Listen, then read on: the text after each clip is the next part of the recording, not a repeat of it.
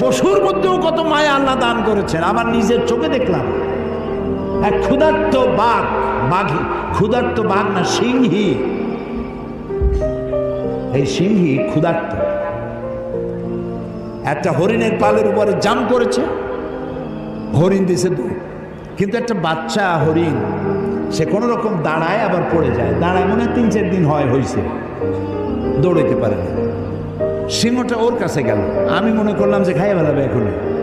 তো দেখলাম যখন হরিণটা পড়ে যায় তখন হাতটা দিয়ে এরকম উঁচু করে দাঁড় করায় দেয়। এইভাবে দাঁড় করাইলো, শুয়ে পড়লো, দাঁড় করাইলো, সে এরকম ঠেলতে ঠেলতে নিতে নিতে সিংহীর বাচ্চাগুলি যেখানে শোয়া সেইখানে এই বাচ্চাটাকে নিয়ে গেল, নিয়ে নিজে কাইত হয়ে শুয়ে পড়লো।